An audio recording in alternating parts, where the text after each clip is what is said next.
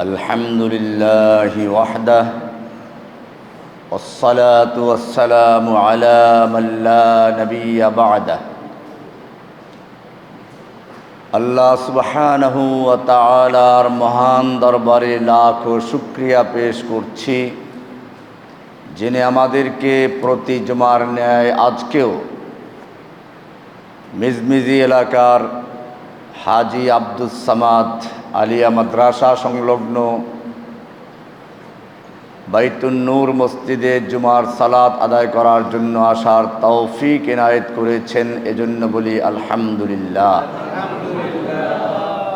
আজকের যে আলোচনা তারই সম্পূরক, আর তা হচ্ছে আলো এবং অন্ধকারের দ্বন্দ্ব চিরন্তন। মূলত কোরআন হচ্ছে আলো, আর মূর্খতা হচ্ছে জুলমাত, অন্ধকার। আল্লাহ সুবহানাহু ওয়া তাআলা আমাদের প্রিয় নবী মুহাম্মদুর রাসূলুল্লাহ সাল্লাল্লাহু আলাইহি ওয়াসাল্লামকে এমন এক সময় দুনিয়াতে প্রেরণ করেছিলেন যখন এমনিতেই সারা বিশ্বের মানবতা অন্ধকারে নিমজ্জিত ছিল। মানুষের মর্যাদা হারিয়ে পশুর মর্যাদায় উপনীত হয়েছিল। বিশেষ করে আরবের অঞ্চল, যদিও রোম, পারস্য এগুলো বিভিন্ন সভ্যতার কারণে কিছুটা দুনিয়ার দিক থেকে আগানো ছিল, কিন্তু হেজাজ, মক্কা, মদিনা সহ আরব অঞ্চলগুলো এত জাহেলিয়াত, এত বর্বরতায় নিমজ্জিত ছিল, তার অপেক্ষায় করছিল একজন নবী আসুক। আল্লাহ সুবহানাহু ওয়া তাআলা সে সময় রাসূল আকরাম সাল্লাল্লাহু আলাইহি ওয়াসাল্লামকে কোরআন দিয়ে পাঠালেন।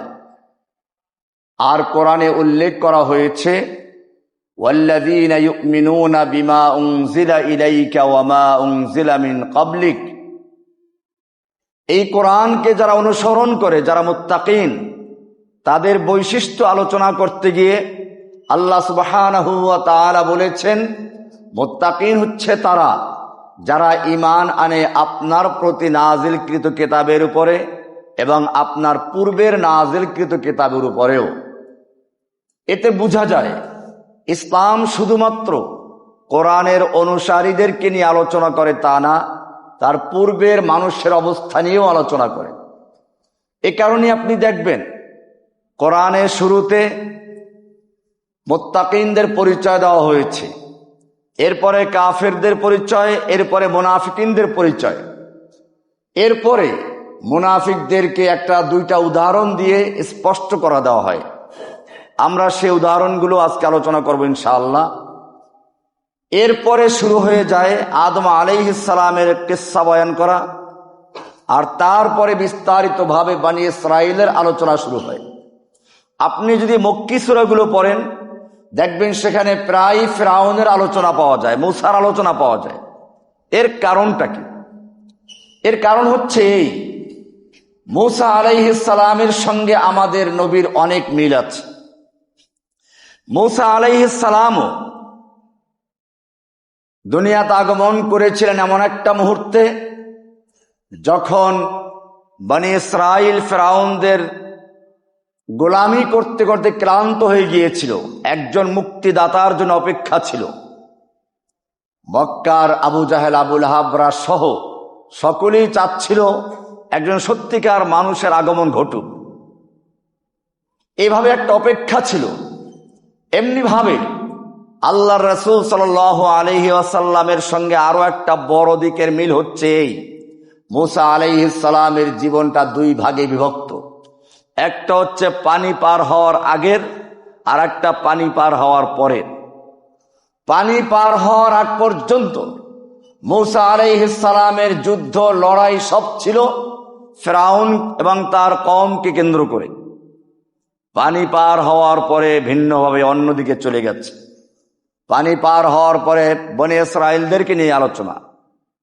তিনি মনে করেছিলেন বনী ইসরাঈল সকলেই ভালো মানুষ, তারা তার অনুসারী হয়ে থাকবে। দেখা গেল না, বিষয়টা এরকম নয়। বনি ইসরায়েলদের মধ্যে তিনটা ভাগ হয়ে গেল। একদল মানুষ তারা গোবৎস পূজা করা শুরু করে দিল। সামেরি নামক এক লোক গরুর বাছুর তৈরি করলো, লোকেরা তা পূজা করতে শুরু করে দিল।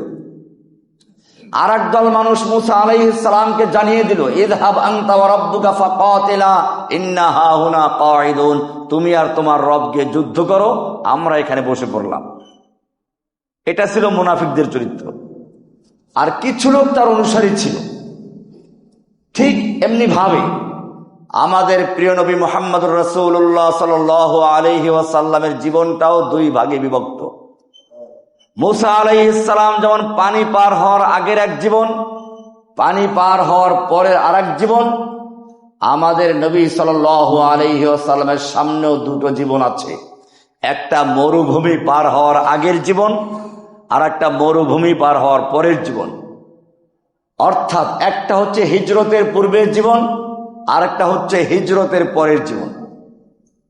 হিজরতের পূর্বে আল্লাহর নবী মুহাম্মদুর রাসূলুল্লাহ সাল্লাল্লাহু আলাইহি ওয়াসাল্লামকে যত রকমের মোকাবেলা বাধার সম্মুখীন হতে হয়েছে সবটা কুরাইশ কেন্দ্রিক। মুসা আলাইহিস সালাম যেমন পানি পার হওয়ার আগ পর্যন্ত তার সবকিছুর মোকাবেলা করতে হয়েছে ফিরআউন কেন্দ্রিক, আমাদের নবীরও মরুভূমি পার হওয়ার আগ পর্যন্ত সবকিছু কেন্দ্র ছিল মক্কার কুরাইশ। সুতরাং কুরাইশ হচ্ছে মুসার ফিরআউন, আমাদের নবীর ফিরআউন হচ্ছে কুরাইশ বংশ। অপরদিকে মুসা আলাইহিস সালাম যেরকম ভাবে পানি পার হওয়ার পরে বনি ইসরাইলদের নিয়ে ভুগতে হয়েছে, আমাদের নবী সাল্লাল্লাহু আলাইহি ওয়াসাল্লাম মদিনায় গেলেন। মদিনার অবস্থাটা ছিল কেমন? মদিনায় দুই ধরনের মানুষের বসবাস ছিল।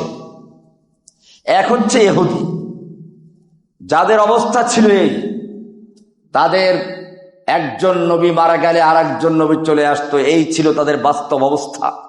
আল্লাহ রাসূল সাল্লাল্লাহু আলাইহি ওয়াসাল্লাম বলেছেন, কানাত বনু ইসরাঈলা তাসুসুহুমুল আম্বিয়া, বনি ইসরাঈলদের রাজনৈতিক নেতৃত্ব দিত নবীগণ। কুল্লামা হালাকা নাবিয়্যুন খালাফাহু আখার, যখনই একজন নবী মারা যেতেন আর একজন নবী তার জায়গায় চলে আসতেন।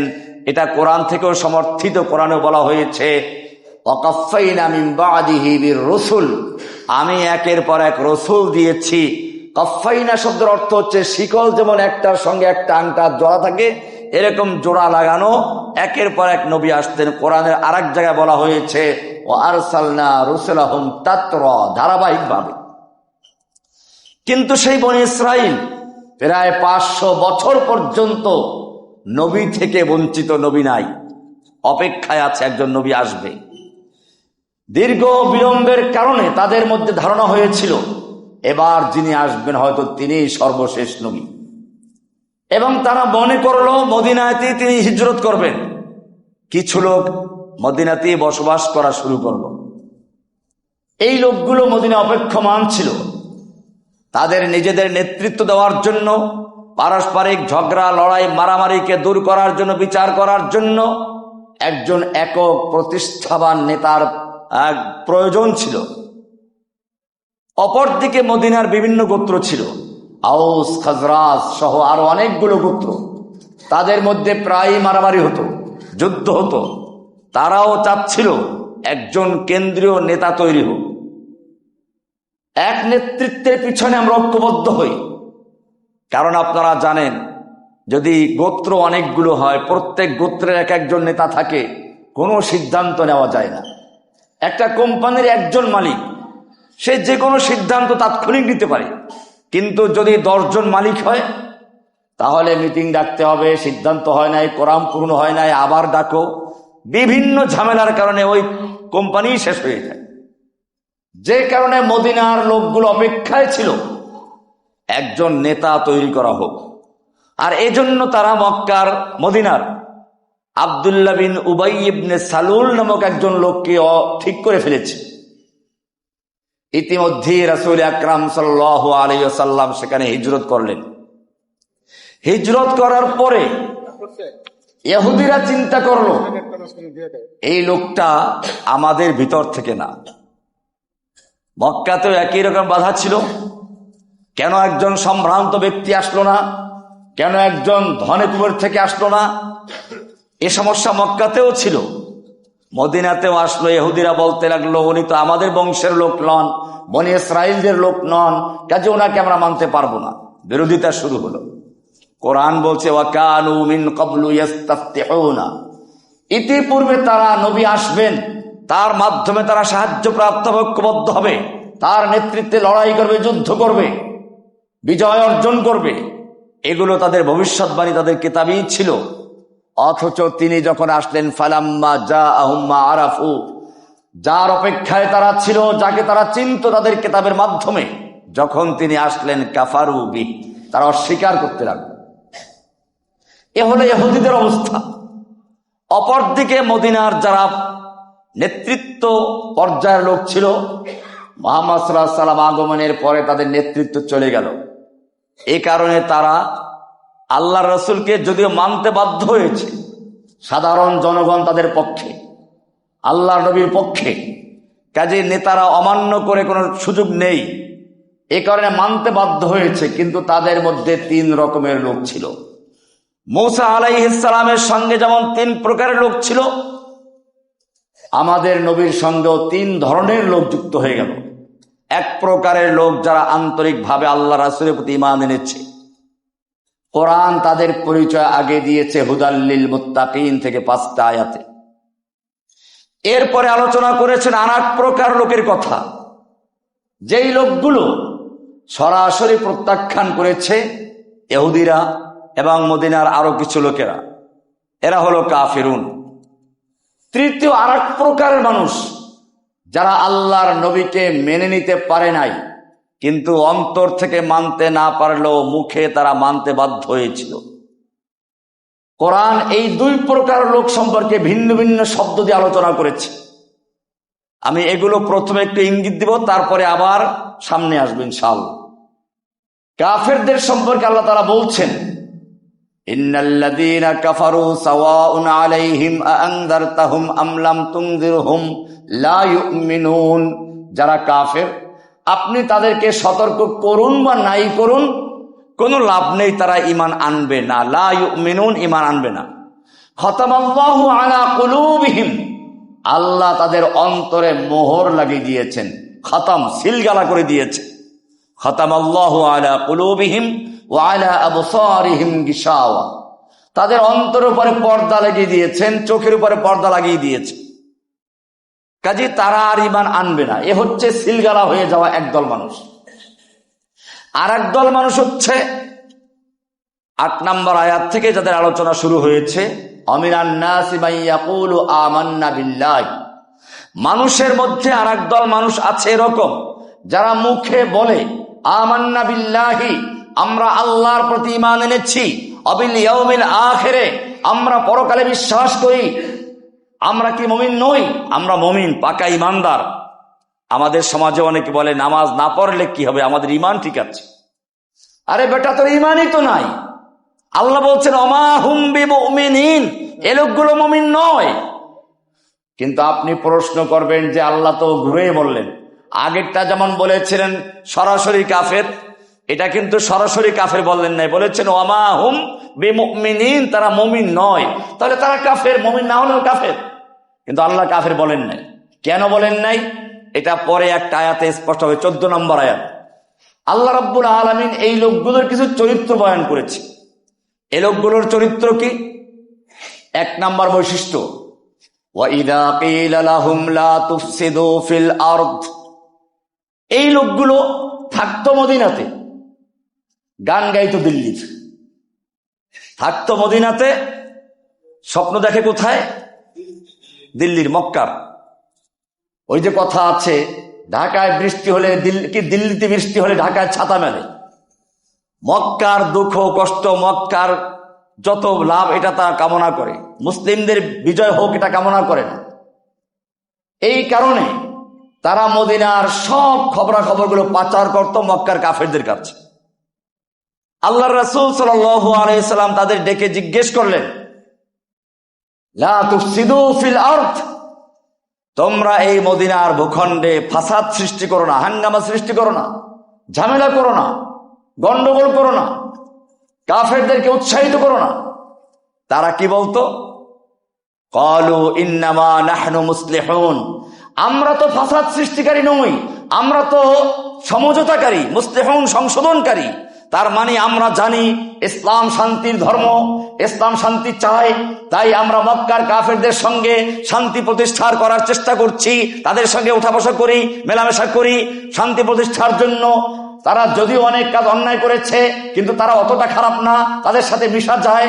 এটা হচ্ছে এদের চরিত্র। এটা খুব খেয়াল রাখবে। কোরআন এদের প্রথম বৈশিষ্ট্য উল্লেখ করেছে এটাই, তারা মুমিনদের চেয়ে কাফেরদের সব জিনিসগুলো ভালো দেখে। কথায় কথায় দেখবেন যারা আমেরিকা থাকে বা ইউরোপে থাকে, তারা নিজের দেশের যত পারে বদনাম করে, ও দেশের যত পারে গুণ গায়। কোন একটা পশ্চিমা লোক ঢাকা এসেছে, রিক্সা থেকে নামার সময় প্যান্ট ছিঁড়ে গেছে রিক্সায় বেঁচে। এক যুবক দেখলো যে মাশাআল্লাহ ওর হাঁটুর ওখানে প্যান্ট ছিঁড়া আছে, বাস এরপর থেকে প্যান্ট ছিঁড়া প্যান্ট পরা শুরু করে দিয়েছে। এটাই বোধহয় স্টাইল।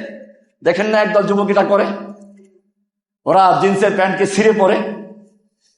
এটা এরকম কোন ঘটনা ঘটেছিল হয়তোবা, ওটা দেখে বাঙালি মনে করলো মাশাআল্লাহ এটাই বোধহয় একটা স্টাইল।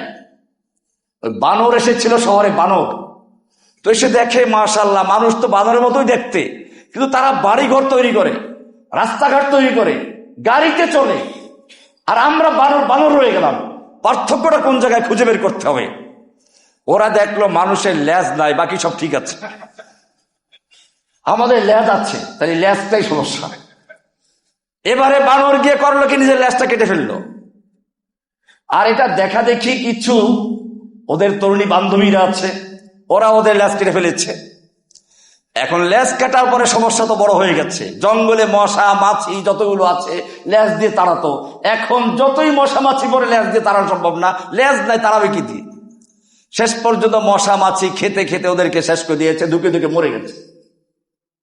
তো বানর যখন মানুষ সাজতে চায় তখন তাকে মশা মাছির কামড় খেয়ে তারপর ধ্বংস হতে হয়। বলছিলাম আল্লাহ সুবহানাহু ওয়া তাআলা এদেরকে ইসলাম দিয়েছেন, ইসলামের কোনো কাজ এদের কাছে ভালো লাগে না। আপনি দেখবেন অনেক হিন্দু যুবক হিন্দু ধর্ম ত্যাগ করে নাস্তিক হয়ে যায়, কিন্তু নাস্তিক হয়ে যাওয়ার পরে সে তার ধর্ম নিয়ে কোনো লেখালেখি করে না, প্রচার করে না, চুপচাপ সে নাস্তিক হয়ে গেছে। বহু যুবক আছে, আমি কারাগারেও দেখেছি, কিছু হিন্দু পেয়েছি ওকে ধর্ম মানে নাস্তিক। ওগুলো এমনি ভাবে অনেক খ্রিস্টান তাদের খ্রিস্ট ধর্ম ত্যাগ করে নাস্তিক হয়ে যায়। নাস্তিক হয়ে যাওয়ার পরে তারা তাদের ধর্ম নিয়ে কোনো লেখালেখি করে না, গালিগালাজ করে না, কটূক্তি করে না। কিন্তু মুসলমানদের মধ্যে দেখবেন একদল যুবক যখন ইসলাম ধর্ম ত্যাগ করে নাস্তিক হয়ে যায়, তখন তাদের মাথার ভিতরে পোকা ঢুকে যায়, ইসলামের বদনাম করতে হবে, ইসলামের বদনাম করতে হবে। এই জন্য ইসলামের নবীর বিরুদ্ধে কটূক্তি শুরু করে, কোরআনের ভুল ধরা শুরু করে, হাদিসের ভুল ধরা শুরু করে, নবীর স্ত্রীদের ভুল ধরা শুরু করে। মহাপণ্ডিত সেজে আবার দলিল দেয়, অমুক হাদিস খুলুন, অমুক আয়াত দেখুন, অমুক তাফসির দেখুন। মনে হয় যেন হাদিস কোরআন তাফসির পরে বিশাল মুক্তি হয়ে তারপরে তিনি নাস্তিক হয়েছে। বিভ্রান্ত হবেন না, এর মধ্যে আসল রহস্যটা বুঝবেন। আসল রহস্য হচ্ছে এই, হিন্দু যখন তার ধর্ম ত্যাগ করে হিন্দু হয়, তার ভিতর থেকে কেউ বাধা দেয় না। খ্রিস্টান যখন তার ধর্ম ত্যাগ করে খ্রিস্টান হয়, তার ভিতর থেকে বাধা আসে না। কিন্তু একজন ইমানদার মুসলমান হোক সে পাপী হোক সে গুনাহগার, একবার যখন তার ভিতরে লা ইলাহা ইল্লাল্লাহ প্রবেশ করেছে, এরপরে যখন সে ইসলাম ত্যাগ করে সে খ্রিস্টান হয়, নাস্তিক হয়, মুরতাদ হয়, যাই হোক না কেন, ঈমান তার ভিতরে ধাক্কা মারতে থাকে। সে অন্যায় করেছে, বারবার তার ভিতরে বুঝে আসে আমি অন্যায় করে ফেলেছি। এই মোকাবেলা সে নিজে করতে পারে না, তখন সে লেখালেখি করে, কিছু লোকের সমর্থন পায়, এই দিয়ে নিজেকে সামলায়। বিষয়টা খেয়াল করবেন, ওরা এমনি লেখে না, ওর ভিতর থেকে পীড়া তৈরি হয়। আমি গত জুমায় বলেছিলাম যে মানুষের কলবের ভিতরে শয়তানের পক্ষ থেকে সরাসরি ওয়াসওয়াসা ঢুকে, আর আল্লাহর পক্ষ থেকে কি ঢুকে কে বলতে পারবে? অনেকগুলো বলেছিলাম, 5টা জিনিস বলেছিলাম। আল্লাহর পক্ষ থেকে মানুষের কলবে ঈমান প্রবেশ করে, উলাইকা কাতাবা ফি কুলুবিহিমুল ঈমান, আল্লাহর পক্ষ থেকে মানুষের অন্তরে ওহী প্রবেশ করে, আল্লাহর পক্ষ থেকে মানুষের অন্তরে সাকিনা প্রবেশ করে, আল্লাহর পক্ষ থেকে মানুষের অন্তরে নূর প্রবেশ করে, জিকির প্রবেশ করে। এ কারণে একজন মুমিন প্রশান্তির জীবন লাভ করে যখন সেই ইসলাম ত্যাগ করে কোনো ব্যক্তি নাস্তিকতার খাতায় নাম লেখায়, তখন তার ভিতর থেকে ইমানের নূর তাকে ধিক্কার করে, ইমানের নূর তাকে বাধ্য করে প্রশ্নের সম্মুখীন হতে। সে জ্বালায় পড়ে যায়, অশান্তিতে ভুগতে শুরু করে। তখন কিছু সমর্থন তৈরি করার জন্য অথবা বিদেশ চলে যাওয়ার জন্য, দেশ থাকবই না, বিদেশ চলে যাওয়ার জন্য তখন লেখালেখি শুরু করে। আর জানে যে লেখালেখি শুরু করলে তো এদেশে আলেমরা বিরুদ্ধে মিছিল করবে, মিটিং করবে, আর ওই পত্রিকায় সেই ছবিগুলো নিয়ে চলে যাবে বিদেশিদের কাছে। বিদেশিদের কাছে গিয়ে বলবে আমি বিজ্ঞান মনস্ক, বিজ্ঞান মনস্ক, আমি উদারপন্থী। এসব বললে ওরা খুশি হয়, যেন বিজ্ঞান মনস্ক মানি হচ্ছে ইসলামকে গালিগালাজ করা। 2013 সালে এটা খুব বেশি বড় আকারে শুরু হয়েছিল। এজন্য মনে রাখবেন, আমি সেদিন একটা টিভিতে সাক্ষাৎকার দিয়েছিলাম, হয়তো আপনারা দেখেছেন, গত 2 দিন আগে প্রচার হয়েছে। আমাকে প্রশ্ন করা হয়েছিল যে আপনি তো নাস্তিকদের বিরুদ্ধে কঠোর অবস্থান নিয়েছিলেন। আমি বললাম না, নাস্তিকদের বিরুদ্ধে নয়, কত লোক নাস্তিক হয়ে গেছে কে খবর রাখে। কিন্তু যেই নাস্তিকগুলো ইসলাম ধর্ম ত্যাগ করার পরে আমার নবীকে নিয়ে তুচ্ছ-তাচ্ছিল্য করবে, যেই লোকগুলো ইসলাম ধর্ম ত্যাগ করার পরে আল্লাহর কোরআন কিনে তুচ্ছ-তাচ্ছিল্য করবে, যেই লোকগুলো ইসলাম ত্যাগ করার পরে মুসলিমদের ঐতিহ্য নিয়ে তুচ্ছ-তাচ্ছিল্য করবে, অবশ্যই সেই নাস্তিক মোরতাদদের বিরুদ্ধে কঠোর হস্তে দমন করার দায়িত্ব আমাদের। যেই মানুষগুলো আল্লাহ সৃষ্টি করেছেন মানুষ আকারে, সে মানুষগুলো ভুতুম পেঁচার মুখোশ পরে তারপরে ময়দানে স্লোগান দেয়। এগুলোকে আল্লাহ তৈরি করেছিলেন মানুষ হিসেবে, তারা যেন আল্লাহকে জানিয়ে দিল আল্লাহ তুমি ভুল করেছো আমাদের মানুষ বানিয়ে, আমরা তো আসলে ভুতুম পেঁচা হওয়ার যোগ্য, আমরা খরগোশ হওয়ার যোগ্য। সেজন্য তারা খরগোশের মুখোশ পরে, ভুতুম পেঁচার মুখোশ পরে, তারপরে আরো জানি কি বাঘ ভল্লুকের মুখোশ পরে ময়দানে মিছিল করেছে। এটা মনে রাখবেন। আমি আলোচনা করছিলাম, যখন তাদেরকে বলা হয় কেন তোমরা ফাসাদ করো, তখন তারা বলে ইন্নামা নাহনু মুসলিহুন, আমরা তো জানি ইসলাম শান্তির ধর্ম, তাই শান্তি প্রতিষ্ঠার চেষ্টা করে যাচ্ছি, এজন্য আমরা মক্কার কাফেরদের সাথে মেলামেশা করি। আল্লাহ সুবহানাহু ওয়া তাআলা বলছেন আলা ইন্নাহুম হুমুল মুফসিদুন, ওরাই বরং ফাসাদ সৃষ্টিকারী। এরপর আরেকটা বড় চরিত্র, ওয়াইদা কিলা লাহুম আমিনু কামা আমানান নাস, যখন এই লোকগুলোকে বলা হয় ঈমান আনো ঠিক সেভাবে যেভাবে আর সাহাবীরা ঈমান এনেছে, অন্যান্য সাহাবায়ে কেরাম যেরকম ঈমান এনেছে তোমরাও সেভাবে ঈমান আনো, তখন তারা বলে আনুমিনু কামা আমানাস সুফাহা, আমরা কি সুফাহাদের মতো বোকাদের মতো ঈমান আনবো? ওই লোকগুলোর বাড়িঘর ছিল মক্কাতে, ব্যবসা বাণিজ্য ছিল, সুন্দর একটা স্ত্রী ছিল, সন্তান ছিল, সব ত্যাগ করে তারা মদিনায় হিজরত করে চলে এসেছে। এখানে তাদের বাড়িঘর নেই, ব্যবসা বাণিজ্য নেই, অসহায় জীবন যাপন করছে, এরা বোকা, আমরা কি বোকাদের মতো ঈমান আনবো? এটা তাদের আর একটা বৈশিষ্ট্য। আপনি এখনো দেখবেন আলেম ওলামাদেরকে দেখলি খোঁচা মারে, এই লোকগুলো বোকালো। আল্লাহ সুবহানাহু ওয়া তাআলা বলেছেন আলা ইন্নাহুম হুমুস সুফাউ ওয়ালাকিন লা ইয়ালামুন, মূলত এরাই হচ্ছে আসল বোকা, কিন্তু তারা জানে না। এরপর আল্লাহ সুবহানাহু ওয়া তাআলা আরেকটা গুরুত্বপূর্ণ কথা উল্লেখ করেছেন, এই লোকগুলোকে কেন আল্লাহ বলেন তারা মুমিন নয়, কাফের সরাসরি না বলে? এর উত্তরটা পরের আয়াতে 14 নম্বর আয়াতে বলা আছে, ওয়াইদা লাকুল্লাযীনা আমানু ক্বালু আমান্না, এই লোকগুলোকে যখন ঈমানদারদের সঙ্গে দেখা যায়, ঈমানদারদের সঙ্গে যখন মেলে, তখন তারা বলে আমান্না, আমরা তো মুমিন, আমরা আপনাদের সঙ্গেই আছি। ওয়াইদা খালাউ ইলা শায়াতিনহিম, আর যখন এই লোকগুলো তাদের শয়তানদের সাথে গিয়ে মিলে, এখানে শয়তান বলতে জিন শয়তানকে বোঝানো হয় নাই, সরাসরি যেই সমস্ত মানুষকে কুমন্ত্রণা দেয়, যে সমস্ত মানুষ মানুষের মধ্যে গন্ডগোল লাগাতে চায়, কিছু মানুষের চরিত্রই আছে এরকম, কিভাবে মানুষের মধ্যে গন্ডগোল লাগানো যায়, কিভাবে একজনের বিরুদ্ধে আরেকজনকে লাগানো যায়, সবসময় সেই চেষ্টাই থাকে। আল্লাহ কোরআনে স্পষ্টভাবে সেই লোকগুলোকে শয়তান বলেছে। ওয়াইদা খালাউ ইলা শায়াতিনহিম, যখন তারা তাদের শয়তানদের কাছে যায়, তাদের কাছে গিয়ে একান্তে মিলামেশা করে, তখন তারা বলে ইন্না মাআকুম, আমরা তো আপনাদের সঙ্গেই আছি। বলে তাহলে যে মুসলিমদের সাথে গিয়ে মেলামেশা করো, মাঝে মধ্যে টুপি পরো, মাঝে মধ্যে মসজিদে দেখা যায়। তারা উত্তর দেয় ইন্নামা নাহনু মুস্তাহজিউন, আমরা তো তাদের সঙ্গে মজা করি, মজা। আল্লাহ বলছেন আল্লাহু ইস্তাহজিউ বিহিম, আল্লাহ তাদের সঙ্গে মজা করেন, মজা করেন। কিভাবে একটু পরে আমরা দেখাবো।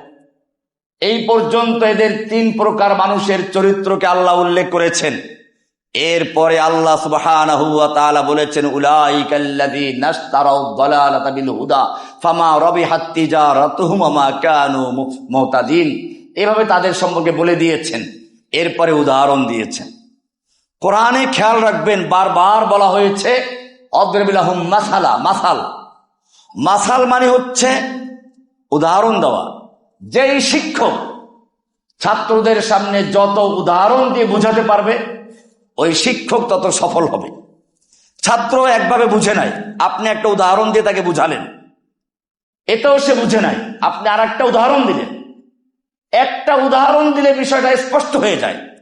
এজন্য কেউ আছে আগে বিষয়টা উল্লেখ করে তারপরে উদাহরণ দিয়ে পরিষ্কার করে দেয়, আবার কেউ আছে আগে একটা উদাহরণ সেট করে তারপরে বিষয়টাকে তুলে ধরে, কেউ আছে মাঝখানে গিয়ে এটাকে ঢুকিয়ে দেয়। কোরআনে সব ধরনের বিষয়গুলোই আছে। আপনি কোরআনে দেখবেন বারবার বলা আছে অদরিব লাহুম মাসালা, তাদের উদ্দেশ্যে মেসাল পেশ করো। দরাবা ইয়াদরিবু থেকে অদরাবাল্লাহু মাসালা। দরাবা অর্থ কি? দরাবা অর্থ মারা, আঘাত করা।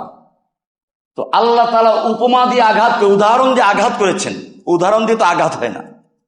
আঘাত হয় যখন স্কুলের ছেলেরা ঘুমায়, টিচার টেবিলে থাপ্পড় মারে, আঘাত করে। আদালতে যখন লোকেরা গন্ডগোল করে, বিচারক তখন ওনার হাতে যে কি আছে, হাতুড়ি আছে, বাড়ি মারে, অর্ডার অর্ডার, আঘাত করে। তাহলে আল্লাহ রাব্বুল আলামিন কোরআনে বলেছেন অদরিব লাহুম মাসালা, ওদের জন্য উপমার আঘাত করো। অদরাবাল্লাহু মাসালা, আল্লাহ উপমা দিয়ে আঘাত করেছেন। এটা কোন আঘাত? এটা রূপক অর্থে আঘাত। এই আঘাত মানে হচ্ছে আল্লাহ সুবহানাহু ওয়া তাআলা কোরআনে অনেক উদাহরণ দিয়েছেন মানুষকে বোঝানোর জন্য। যেমন যারা ওই যে নাস্তিকতা করে মুমিনদের দেশ থেকে পালিয়ে বিদেশে গিয়ে আশ্রয় নেয় এবং ইসলামীতে লেখালেখি করে, আল্লাহ সুবহানাহু ওয়া তাআলা তাদেরকে বলেছেন মাসালুহুম কামাসালিল আনকাবুত, তাদের দৃষ্টান্ত হচ্ছে মাকড়সার মতো। ইত্তাখাযাত বাইতান, মাকড়সা অনেক কষ্ট করে একটা ঘর তৈরি করে, মনে করে ঘর বানিয়েছি, বাস আরামে থাকা যাবে। আল্লাহ তাআলা বলছেন ওয়া ইন্না আওহানাল বুয়ুতি লাবাইতুল আনকাবুত, দুনিয়ার যত ঘর আছে, যত প্রাণী ঘর তৈরি করে, সবচেয়ে দুর্বলতম ঘর হচ্ছে মাকড়সার ঘর। একটা খোঁচা লাগলে সব ভেঙে চুরমার হয়ে যায়। আল্লাহ তাআলা বললেন যারা কাফেরদের কাছে আশ্রয় নেয় তাদের অবস্থা মাকড়সার দ্বারা। উদাহরণ এগুলো। এমনি ভাবে আল্লাহ তাআলা কোরআনে এই মাজার পূজারীদেরকে উদাহরণ দিয়েছেন সুন্দর করে। সেখানে বলে দরিবা মাসালুন ইয়া আইয়ুহান নাস, হে ইমানদারগণ, দরিবা মাসালুন, তোমাদের জন্য একটা উপমার আঘাত করা হয়েছে। দরিবা মারা হয়েছে, আঘাত করা হয়েছে। মাসালুন উপমা, উপমা দিয়ে আঘাত করা হচ্ছে। শোনো, ফাসতামিউ লাহু, কান লাগাইয়ে শোনো। ইন্নাল্লাযীনা তাদউনা মিন দুনিল্লাহ, নিশ্চয় তোমরা আল্লাহর পরিবর্তে যাদেরকে ডাকো, লা ইয়াখলুকু যুবাবান ওয়ালা বিজতামাউ লা, তারা সব যদি একাত্র হয় একটা মাছিও তৈরি করতে পারবে না। মাছির কথা কেন আসলো? মূর্তির সামনে অনেক সুন্দর সুন্দর দামি দামি খাবার দেওয়া হয়, হালুয়া দেওয়া হয়, দুধের তৈরি মিষ্টি দেওয়া হয়, কি মৌ ঘ্রাণটা আসে, মাজারে দেওয়া হয়। আপনার খেতে মনে চায়, কিন্তু আপনি চাইলেই খেতে পারবেন? ওখানে লাঠিয়াল বাহিনী আছে, খাদেম খদ্দাম আছে, পূজারি আছে, ওরা আপনাকে দিবে না। ইতিমধ্যে মাছিতেও ঘ্রাণ পেয়েছে, সে সরাসরি চলে গেছে, বলা নাই কওয়া নাই, কোথায় চলে গেছে? আমি ওখান থেকে খাবার খাবো, তুই পারলে বাধা দে। এখন ওই পূজারী বলে, না না, ওখানে যেও না, আমার খোদা বড় দুর্বল, আমাকে অপমান করো না, খোদাকে অপমান করো না। সে শুনে না, ওখান থেকে খাবার নিয়ে চলে যায়। আল্লাহ এটাই কোরআনে চিত্রায়িত করেছেন, কি সুন্দর করে দেখেন। এখন আল্লাহ বলছেন, কি সুন্দর করে বলেছেন, ইন্নাল্লাযীনা তাদউনা মিন দুনিল্লাহ, তোমরা আল্লাহর পরিবর্তে যাদেরকে ডাকো, লা ইয়াখলুকু যুবাবাও ওয়ালা বিজতামাউলা, ওরা যদি সব একাত্র হয়, মাটির উপরে যেগুলো আছে মূর্তি আর মাটির নিচে যেগুলো আছে যাদের মাজার তৈরি করা হয়েছে, সব যদি একাত্র হয়, লা ইয়াখলুকু যুবাবাও ওয়ালা বিজতামাউলা, সবাই মিলে একটা মাছিও তৈরি করতে পারবে না। প্রশ্ন, আল্লাহ মাছির কথা কেন বললেন? ওই যে কারণটা বললাম, এটাই আল্লাহ একটু পরে বলেছেন, ওয়া ইন ইয়াসলুবহুমুয যুবাবু শাইআ, মাছি যদি ওদের খাবার থেকে কোনো অংশ ছিনতাই করে নিয়ে যায়, মাছি খাবার নিয়ে যায়, লা ইয়াস্তানকিযুহু, ওই মূর্তি পূজারীও বাঁচাতে পারে না, মূর্তিও বাঁচাতে পারে না। দাউফাত তালিব ওয়াল মাতলুব। তাহলে একটা উদাহরণ বিষয়টাকে কত স্পষ্ট করে দিয়েছে আল্লাহ রাব্বুল আলামিন। সেজন্য আল্লাহর নবীর অনুসারীদেরকে, মদিনার লোকদেরকে 3 ভাগে বিভক্ত করে এবারে উদাহরণ দিচ্ছেন, 2টা উদাহরণ। একটা হচ্ছে এভাবে, মাসালুহুম কামাসালিল্লাযী ইসতাওকাদা নারা, মাসাল, তাদের উপমা হচ্ছে সেই ব্যক্তির মতো। ইস্তাওকাদা, ইস্তাওকাদা হচ্ছে আগের যুগে আগুন জ্বালাবার জন্য পাথরে পাথরে ঘর্ষণ দিত, কিন্তু পাথরে ঘষা দিলেই কি আগুন জ্বলে? অনেকক্ষণ ঘষতে হয়, গরম করতে হয়, তারপরে আগুন বের হয়। আল্লাহ বলছেন ইস্তাওকাদা নারান, কঠোর পরিশ্রম করে যাচ্ছে আগুন প্রজ্বলিত করার জন্য। ফালাম্মা আদাআত মা হাওলাহু, যখন আগুন তৈরি হলো, আলোকিত করে দিল চারপাশকে। আদাআত, আনারাত বলা হয় নাই, মাদ্রাসার ছাত্ররা ভালো করে খেয়াল করো, আনারাত বলা হয় নাই, নাওয়ারাত বলা হয় নাই, বলা হয়েছে কি আদাআত, দাউন থেকে। নূর অর্থ আলো, আর দিয়া মানেও আলো। জিয়া বলি যেটাকে আমরা বাংলায় জিয়া, জিয়া মানে জিয়া, দিয়া দব দিয়ে আলো, দাউন থেকে। জিয়া আলো, এটা প্রখর আলো, উত্তপ্ত আলো, যার ভিতরে তাপ থাকে, গরম আলো। আর নূর হচ্ছে ঠান্ডা আলো। সূর্যের আলোকে বলা হয় দিয়া, চাঁদের আলোকে বলা হয় কি নূর। কোরআনে আছে, ওয়াল্লাযী জাআলাশ শামসা দিয়াআন ওয়াল কামারা নূরা, আল্লাহ রাব্বুল আলামিন সূর্যকে, সূর্যের আলোকে দিয়েছেন দিয়া, উত্তপ্ত আলো, গরম আলো, আর চন্দ্রকে দিয়েছেন ঠান্ডা আলো, দুটোই আলো। এখানে আল্লাহ বলছেন আদাআত মানে হচ্ছে আগুন জ্বালালো। কিন্তু দেখুন, যখন আগুন চারপাশকে আলোকিত করলো, যাহাবাল্লাহু বিনূরিহিম, আল্লাহ তাদের নূরকে নিভিয়ে দিলেন, নিয়ে গেলেন। যাহাবাল্লাহু বিনূরিহিম, আল্লাহ তাআলা চলে গেলেন নূর সহ, আল্লাহ তাআলা নূরকে নিয়ে গেলেন। নূর আসলো থেকে? আগে তো বলা হলো নার, নূর আসলো থেকে? এখানে রহস্য লুকায়িত আছে। মূসা আলাইহিস সালামের সঙ্গে আমি শুরুতে তুলনা করেছিলাম আমাদের নবী সাল্লাল্লাহু আলাইহি সাল্লামকে, যে তার সাথে কেন এত বারবার আলোচনা হচ্ছে ফেরাউনের কথা, মুসার কথা, কেন বারবার? এখানেও মিল আছে। মূসা আলাইহিস সালাম মরুভূমি পাড়ি দিচ্ছেন, সঙ্গে স্ত্রী আছে, বাচ্চা হওয়ার সম্ভাবনা আছে, ঠান্ডা, কনকনে ঠান্ডা আগুনের প্রয়োজন। তিনিও অনেক চেষ্টা করলেন আগুন জ্বালাবার জন্য, জ্বালাতে পারলেন না। দূরে একটু আগুন দেখা গেল। তিনি বলছেন, কোরআনে সূরা তাহাতে আছে, ইন্নী আনাস্তু নারা, আমি আগুন দেখতে পাচ্ছি, মনে হচ্ছে দূরে আগুন দেখা যাচ্ছে, আমি সেখানে যাচ্ছি। নাক্তাবিসমিন, সেখানে আমি কিছু আগুন নিব, অথবা একটু উত্তপ্ত হব, আগুনের গরম নিব। কিন্তু সেখানে যখন গেলেন, তখন কি সেখানে আগুন পেয়েছিলেন? তুর পাহাড়ের ঘটনা, আগুন পান নাই, পাইছেন কি নূর। নার না, নূর। নার অর্থ কি আগুন, নূর অর্থ কি আলো। মূসা আলাইহিস সালাতু ওয়াস সালাম বের হয়েছিলেন নার মানে আগুনের উদ্দেশ্যে, পেয়ে গেলেন নূর মানে ওহী। আল্লাহ তাআলা বলে, ইন্নাকা বিল ওয়াদিল মুকাদ্দাসি তুয়া, পবিত্র ময়দানে এসেছো, ফাখলানা আলাইক, জুতা খুলে উঠো। ওহী পেয়ে গেলেন। ঠিক তেমনি ভাবে আল্লাহ রাব্বুল আলামিন এক উদাহরণ দিয়েছেন। আল্লাহর নবীর জন্য মক্কা মদিনার লোকেরা, ওই যে শুরুতে বলেছিলাম, মদিনার ইহুদির অপেক্ষায় ছিল একজন নবীর প্রয়োজন। দীর্ঘদিন পর্যন্ত নবী আসে নাই, এবারে যিনি আসবেন, শ্রেষ্ঠ নবী আসবেন, সর্বশ্রেষ্ঠ নবী আসবেন, তার নেতৃত্বে আমরা কাফেরদের বিরুদ্ধে লড়াই করব, অপেক্ষায় ছিল। আগুন জ্বালাবার চেষ্টা করে, আলোর জন্য অপেক্ষায় ছিল। এমনি ভাবে মদিনার আউস খাজরাজ যাদের কথা বললাম তারা অপেক্ষায় ছিল, চেষ্টা করছিল আগুন জ্বালাবার জন্য। আগুন এসে গেছে। এখানে ইঙ্গিত দেওয়া হচ্ছে আল্লাহ রাব্বুল আলামিন নবীকে পাঠালেন কোরআন দিয়ে। এই কোরআন একদিকে আলো, একদিকে উত্তপ্ততাও আছে। তার মানে যারা মানবে তাদের জন্য জান্নাত, না মানলে জাহান্নাম আছে, শাস্তি আছে। এই দিকে ইঙ্গিত করতে গিয়ে আল্লাহ তাআলা বলেছেন ফালাম্মা আদাআত, যখন চতুর্দিকে আলোকিত করে ফেললো। এই আলো যদি প্রজ্বলিত করা হয়, অন্যায়ের বিরুদ্ধে এটা কথা বলবে, বিচার করবে, এটাই ইঙ্গিত ছিল। কিন্তু যখন ফালাম্মা আদাআত মা হাওলাহু, সেই কোরআনের আলো যখন প্রজ্বলিত হলো, যখন মদিনার আশপাশ আলোকিত করে ফেললো, যাহাবাল্লাহু বিনূরিহিম, এই লোকগুলোর আলো আল্লাহ তাআলা দূর করে দিলেন, আলো নিভিয়ে দিলেন, ওরা আলোর থেকে বঞ্চিত হয়ে গেল। যাহাবাল্লাহু বিনূর, এটা প্রথম প্রকার যারা সরাসরি অস্বীকার করেছে। এটা হলো ওই প্রকার যারা কাফের হয়েছে। আল্লাহ তাআলা এদের সম্পর্কে বলেছেন সুম্মুম বুকমুন উমিয়ুন ফাহুম লা ইয়ারজিউন।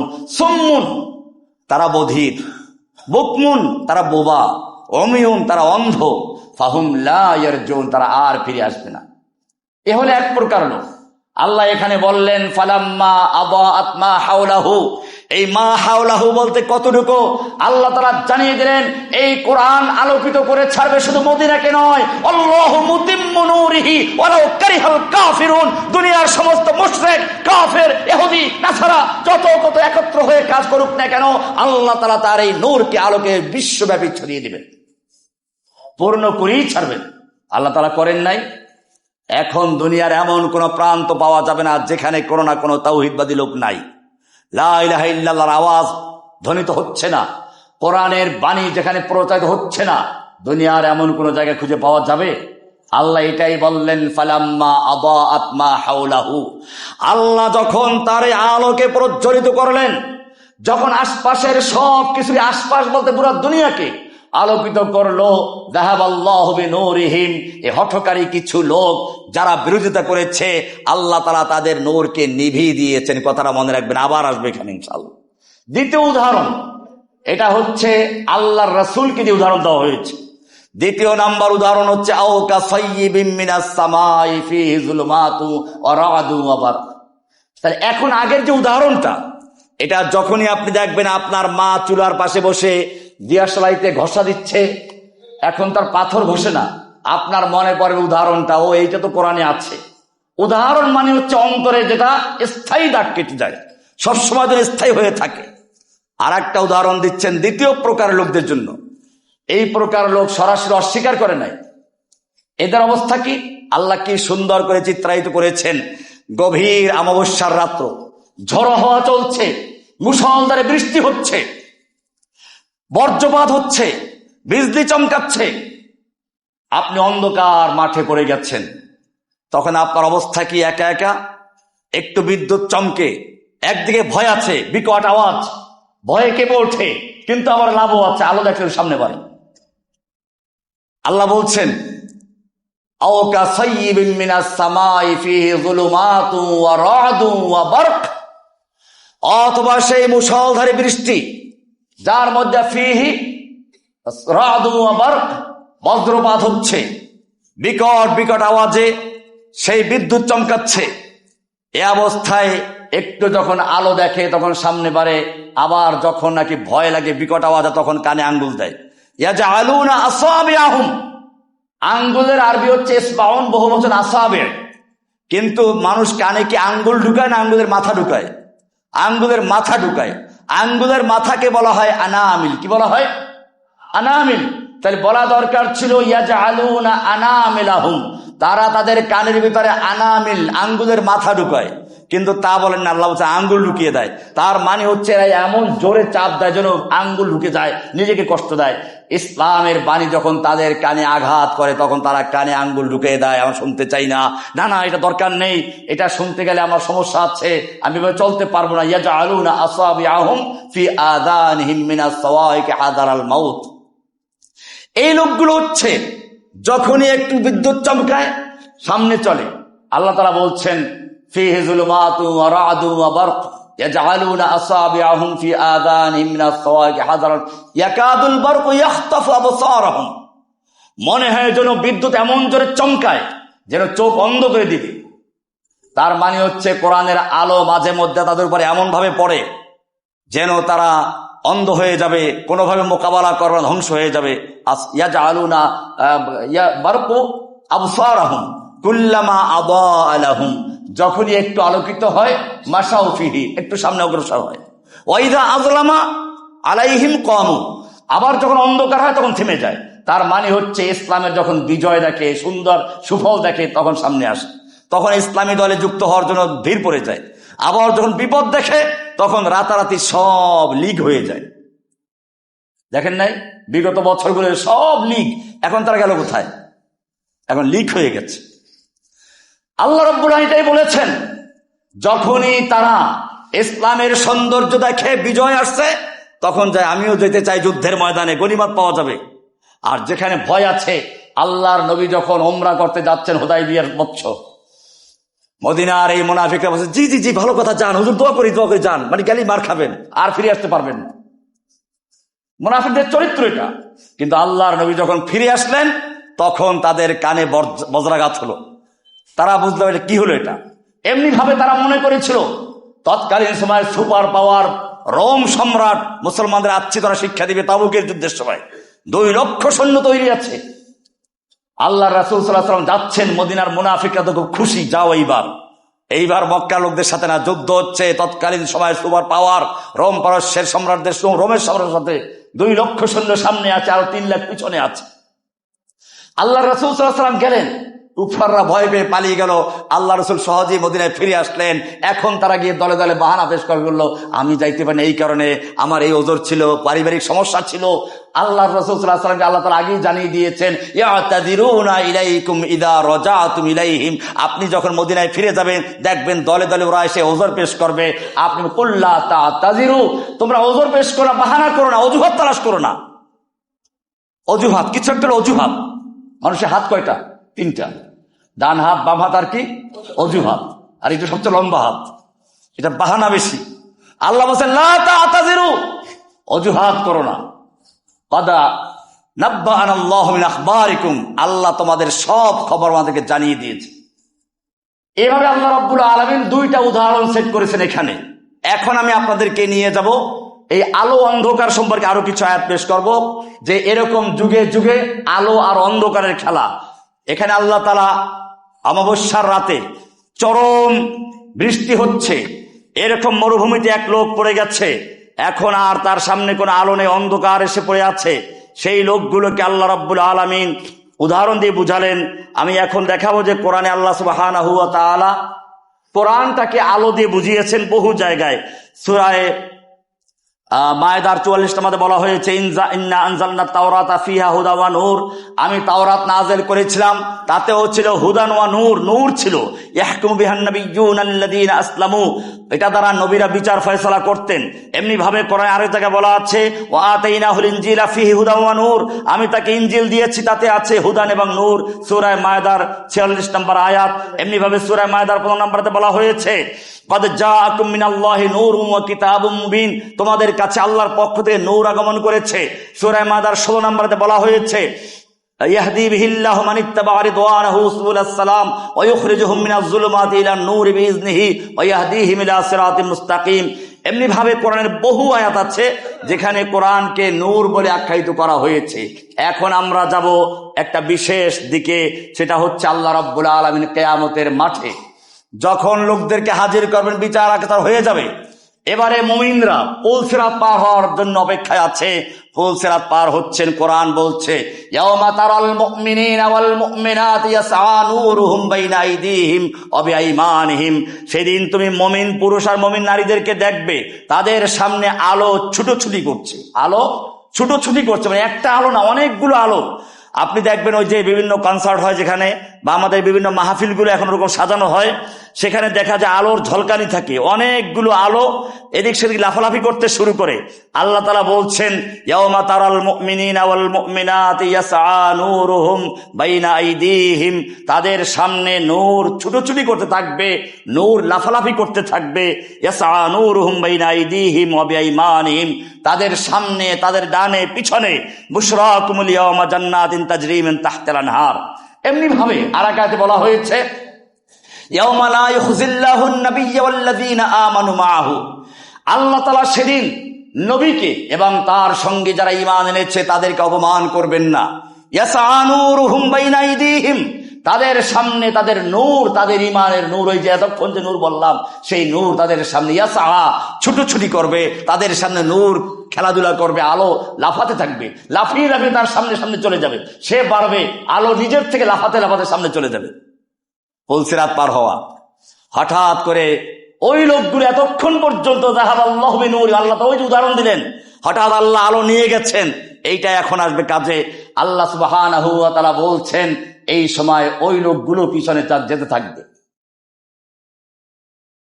ইয়াউমা ইয়াকুলুল মুনাফিকুনা ওয়াল মুনাফিকাতু লিল্লাযীনা আমানু উনজুরুনা নাকতাবিস মিন নূরিকুম, এই লোকগুলো সম্পর্কে আমরা আগেই বলেছিলাম আল্লাহ তার আলো জ্বালিয়ে দিয়েছিলেন, হঠাৎ করে আল্লাহ তাআলা নিভিয়ে দিয়েছেন, আলো হারিয়ে ফেলেছে, তাদের এখন আলো নেই। কিয়ামতের মাঠে যখন জান্নাতের যে যাওয়ার জন্য পুলসিরাত পার হতে হবে, রওনা হয়েছে মুমিনদের সঙ্গে, পুলসিরাত তো পার হতেই হবে। ওয়াইম মিনকুম ইল্লা ওয়ারিদুহা, পুলসিরাত সকল কি পার হতে হবে, মুমিন যারা তারা পার হয়ে যাবে, যারা মুনাফিক বা কাফের তারা কেটে নিচে পড়বে, এটাই হচ্ছে রাস্তা। আল্লাহ তাআলা বলছেন ইয়াউমা ইয়াকুলুল মুনাফিকুনা ওয়াল মুনাফিকাতু লিল্লাযীনা আমানু উনজুরুনা নাকতাবিস মিন নূরিকুম, মুনাফিক নারী পুরুষরা মুমিনদের উদ্দেশ্যে বলবে উনজুরুনা, একটু দাঁড়াও না, একটু অপেক্ষা করো, নাকতাবিস মিন নূরিকুম, এই তোমার আলোর থেকে একটু আলো আমি সংগ্রহ করি, একটু তোমার আলো দিয়ে আমি আলো সংগ্রহ করতে চাই। ইলারজিউ ওয়ারাআকুম ফালতামিসু নূরা, এই সময় তো সবাই টেনশনে থাকে, মুমিনরাও টেনশনই আছেন, পার হন না, এখনো পার হচ্ছেন, কথা বলার সময় নাই, এক কথায় উত্তর দিয়ে দিলেন ইরজিউ ওয়ারাআকুম, পিছন দিকে তাকাও, ফালতামিসু নূরা, নূর তালাশ করো। ওই যে নূর মদিনায় জ্বালিয়েছিলেন, মক্কায় হেরার থেকে নূর জ্বালিয়েছিলেন, হেরার গুহায় পাথর ঘষা দিয়ে আগুন বের করেছিলেন, মদিনায় প্রজ্বলিত হয়েছিল, সেই নূর তোমাদের সাথে আছে কিনা, নাকি তোমরা সেই দলের লোক যাহাবাল্লাহু বিনূরিহিম, আল্লাহ যাদের নূর নিভিয়ে দিয়েছিলেন, যদি ওই দলের হয়ে থাকো তোমাদের আর কোনো নূর নাই। ইরজিউ ওয়ারাআকুম ফালতামিসু নূরা, পিছনের দিকে তোমরা নূর তালাশ করো, দেখো সেখানে কোনো আলোর ব্যবস্থা আছে কিনা। এই বলে তারা চলে যাবে। ফাদরিবা বাইনাহুম বিসুর, এই কথা বলা মাত্রই তাদের মধ্যে, ওদের মধ্যে একটা পর্দা পড়ে যাবে, বিসুরিন বাতিনুহু ফীহির রাহমা ওয়া যাহিরুহু মিন কিবালিল আযাব। এবারে মুমিনরা পার হয়ে চলে গেছে, ওই লোকগুলো ডাক দিবে ক্বালু আলাম নাকুম মাআকুম, আমরা কি তোমাদের সঙ্গে ছিলাম না, একসাথে মসজিদে যেতাম, নামাজও পড়তাম, মাঝে মধ্যে মন্দিরেও যাইতাম, সমস্যা কি, আমরা নয় মন্দিরে যেতাম, কিন্তু তোমাদের সঙ্গে মসজিদেও তো যেতাম, রোজাও রাখতাম, রোজা না রাখলে ইফতার তো করতাম। ওই যে পুরান ঢাকায় বলে রোজাবি রাখুম না, রোজা রাখে নাই কিন্তু ইফতারিতে মাশাআল্লাহ আছে, তো তখন নাকি বলে রোজাবি রাখুম না, ইফতার বি করুম না, কাফের হইয়া মরুম নি আলাই।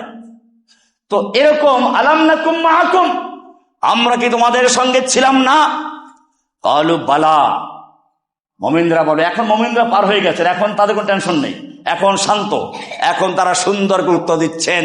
ওরা বলতেছে আলাম নাকুম মাআকুম, শোনা যাচ্ছে, কথা শোনা যাচ্ছে, কারণ আগে তো পর্দা পড়ে গেছে, এখন তারা পর্দার আড়াল থেকে কথা হচ্ছে, পর্দার আড়াল থেকে ডাক দিচ্ছে, ইউনাদুনাহুম, আল্লাহ ইউনাদা, ডাক দিবে, চিৎকার মেরে বলবে, ইউনাদুনাহুম আলাম নাকুম মাআকুম, আমরা কি তোমাদের সঙ্গে ছিলাম না, ক্বালু বালা, হ্যাঁ আমাদের সঙ্গে ছিলে ঠিক আছে, কিন্তু সমস্যা ছিল, ওয়ালাকিন্নাকুম ফাতানতুম আনফুসাকুম, এক নাম্বার সমস্যা, ওয়ালাকিন্নাকুম ফাতানতুম আনফুসাকুম, তোমরা নিজেদেরকে ফিতনার মধ্যে ফেলেছিলে। ফিতনা মানে কি? ফিতনা হচ্ছে স্বর্ণ যে আগুনে পোড়াইয়া তারপরে খাদ মুক্ত করে, ওটাকে বলা হয় ফিতনা। তোমরা নিজেরা নিজেদেরকে ফিতনার মধ্যে ফেলে দিয়েছিলে, কিন্তু খাদ মুক্ত করো নাই, খাদের মধ্যে নিজেদেরকে ডুবিয়ে দিয়েছিলে। ওয়ালাকিন্নাকুম ফাতানতুম আনফুসাকুম ওয়া তারাব্বাসতুম, তোমরা দুনিয়ার ফিতনা ফাসাদের মধ্যে, পাপের মধ্যে নিজেকে জড়িয়েছিলে। এরপরে শয়তান তোমাদেরকে বলল, এখন না, এখন তো যৌবনে আছি, আর কয়টা দিন যাক না, এখন তার বুড়ো হয় না, তওবা করা যাবে, একটু পরেই না করব। আল্লাহ বলছেন এইরকম লোকদের তওবার সুযোগ দেওয়া হবে না। ইন্নামাত তাওবাতু আলাল্লাযীনা ইয়ামালুনা সুআ বিজাহালা, নিশ্চয় তওবা তো ওদের জন্য যারা অন্যায় করে অজ্ঞতাবশত না জেনে করে বসেছে। আল্লাহ তাআলা তওবা করার সুযোগ দেন, তওবা করতে পারে। ওয়ালাইসাতিত তাওবাতু, ওই লোকদের জন্য তওবা নেই, তওবার সুযোগই পাবে না যারা এরকম বলে ঠিক আছে এখন করে নেই পরে তওবা করব। আল্লাহ বলেন ওয়ালাইসাতিত তাওবাতু, ওদের জন্য তওবার সুযোগ নেই। লিল্লাযীনা ইয়ামালুন সুআ লিল্লাযীনা ইয়ামালুন সাইয়্যাত, যারা পাপ করতে থাকে হাত্তা ইযা হাদারা আহাদাহুমুল মাউত, যখন মৃত্যু কাছে এসে যায় তখন বলে ইন্নী তুবতুল আন, আমি এখন তওবা করলাম। আল্লাহ বলেন এই ফেরাউন মার্কা তওবায় কাজ করে। এরকম তওবা ফেরাউনও করেছিল। এ হলো ওয়াতারাব্বাসতুম। এরপরে অতারাব্বাসতুম, শয়তান বলছে তোমাদেরকে, শয়তান ধোঁকা দিচ্ছিল যে ঠিক আছে এখন একটু পরে নাও, পরে তওবা করবা। এটা শয়তানের 2 নম্বর স্তর। 3 নম্বর অর্তাবতুম, তোমরা এই অপেক্ষা করতে করতে এমন এক পর্যায়ে চলে গেছো যখন শয়তান তোমাদের বললে এখন তুমি এত অন্যায় করেছো, তোমাকে আল্লাহ মাফ করবেন না। অথবা গুনাহ করতে করতে এমন এক পর্যায়ে চলে যায় তখন সন্দেহ তৈরি হয় আল্লাহ আসলে আছেন কিনা, পরকাল আছে কিনা। এটা হচ্ছে অর্তাপ্ত, এটা একদিনে হয় না। এই আয়াত স্পষ্ট দিচ্ছে ধাপে ধাপে শয়তান কিভাবে মানুষকে অন্ধকারের দিকে নিয়ে যায়। প্রথম হচ্ছে কি ফাতান্তুম, বিভিন্ন ফিতনায় ফেলায়। একটু যাই না, বন্ধু বান্ধব সব কক্সবাজার যাবে, ওদের সাথে যাবে, মেয়েরাও যাবে, একটু যাই আর যাব না, একবার যাই, একবার গেল। এরপরে ওরা সবাই গাঁজা খাচ্ছে, বাবা খাচ্ছে, আচ্ছা এইবার একটু খেয়ে নেই না, পরে আর খাবো না, এইভাবে একটু ফিতনায় ফেলিয়ে দেব। এরপরে চিন্তা করলো আচ্ছা তওবা কেন পরে করব। আল্লাহ বলছেন অতারাব্বাসতুম, ওখানে তারা বলবে না তারাব্বাসতুম, তোমরা অপেক্ষা ছিলে, অপেক্ষা করতে পরে করব। অর্তাবতুম, এরকম করতে করতে যখন পাপের বোঝা ভারী হয়ে গেছে তখন তোমাদের মধ্যে সংশয় তৈরি হয়েছে আসলে আল্লাহ আছেন কিনা, শয়তান এই ধাপে নিয়ে গেছে। এরপরে আল্লাহ তাআলা বলছেন অর্তাবতুম অগররাতকুমুল আমানিয়ু, এরপরে তোমাদের ধোকায় দিয়েছে আশার ধোকা। ঠিক আছে এই আল্লাহ টাল্লাহ কিছু নেই, পরকাল কিছু নেই, দুনিয়ায় খাওয়া দাওয়া ফুর্তি করো, আনন্দ করো, এভাবে শয়তান চূড়ান্ত পর্যায়ে নিয়ে গেছে। আল্লাহ বলছেন হাত্তা জা আমরুল্লাহি ওয়া গাররাকুম বিল্লাহিল গরুর, এভাবে আল্লাহ তাআলা বলছেন সবচেয়ে বড় ধোকাবাজ, চরম ধোকাবাজ তোমাদেরকে ধোকায় ফেলে রেখেছে। তাহলে বোঝা গেল আলো, কোরআন হচ্ছে আলো, ঈমান হচ্ছে আলো, যেটা আমরা গত জুমায় বলেছিলাম। আজকে এটা সম্পূর্ণ আলোচনা করা হলো যে আল্লাহ সুবহানাহু ওয়া তাআলা কোরআনের 2টো উদাহরণ দিয়ে মানুষের এই বৈশিষ্ট্য, মানুষের এই চরিত্রকে তুলে ধরেছেন। যে মানুষের মধ্যে মুসা আলাইহিস সালাম যেরকম মোকাবেলা করেছিলেন, প্রথম দিকে নদী পার হওয়ার আগে ফেরাউন এবং তার দলবল সহ যারা বিরোধিতা করেছে তাদের বিরুদ্ধে মোকাবেলা করতে হয়েছে। নদী পার হওয়ার পরে তার উম্মতের মধ্যে 3টা শ্রেণী হয়ে গেছিল। ঠিক আমাদের নবী সাল্লাল্লাহু আলাইহি ওয়াসাল্লামের সামনেও সেই একই রকমের সেই ফেরাউনের জায়গায় চলে আসছিল কুফফারে কোরাইশের কাফেররা। আর হিজরত করার পরে উম্মতের মধ্যে 3টা দল তৈরি হলো। এক দল হচ্ছে ইহুদি, আরেক দল হচ্ছে মুমিন, আরেক দল হচ্ছে মুনাফিক। এরকম ভাবে বিভিন্ন গ্রুপ তৈরি হয়ে গেল। আল্লাহ সুবহানাহু ওয়া তাআলা এভাবে জানিয়ে তারপরে বললেন যে যারা সত্যিকার অর্থে এই নূরকে অনুসরণ করবে, কোরআনকে যারা মেনে চলবে, আল্লাহ সুবহানাহু ওয়া তাআলা তাদেরকে সেই কিয়ামতের মাঠ থেকে জান্নাতে যাওয়ার জন্য পুল সিরাত পার হওয়ার সুযোগ করে দিবেন। আর যারা আল্লাহর সেই নূরকে অনুসরণ করবে না, শয়তানের পদাঙ্ক অনুসরণ করবে, যারা বিভিন্নভাবে শয়তানের তরিকায় চলবে, আল্লাহ সুবহানাহু ওয়া তাআলা তাদের কি চরিত্র হবে, অবস্থা হবে, এটা মুনাফিকদের চরিত্র দিয়ে প্রকাশ করে দিয়েছেন। তারা ডাক দিবে আমরা তোমাদের সঙ্গী তো ছিলাম, একটু আলো দাও না, আমি তোমাদের আলোর থেকে আলো নিব। আল্লাহর পক্ষ থেকে উত্তর আসবে, মুমিনরা উত্তর দিবেন না তোমরা আমাদের সঙ্গে ছিলে, ঠিকই ছিলে। ক্বালু বালা ওয়ালাকিন্নাকুম ফাতানতুম আনফুসাকুম ওয়া তারাব্বাসতুম ওয়া আরতাবতুম ওয়া গাররাতকুমুল আমানিয়্যু হাত্তা জা আমরুল্লাহ ওয়া গাররাকুম বিল্লাহিল গরুর। সুতরাং যারা মুমিন তাদেরকে বেছে নিতে হবে এই 3টা দলের থেকে আমরা কোন দল গ্রহণ করব, কোন দলের সঙ্গে থাকব। কোরআন সুন্নাহর অনুসরণ করে মুমিনদের পক্ষে থাকব, না মুনাফিকদের যে চরিত্রগুলো বলা হয়েছে সেই মুনাফিকদের সঙ্গে থাকব। আল্লাহ সুবহানাহু ওয়া তাআলা আমাদের সকলকে সঠিক সিদ্ধান্ত নিয়ে মুমিনদের সঙ্গে কোরআনের পথে চলার তৌফিক দান করুন, আমিন। ওয়া সাল্লাল্লাহু তাআলা আলা নবিয়িনা মুহাম্মদ ওয়া আলা আলিহি ওয়া সাহবিহি আজমাইন।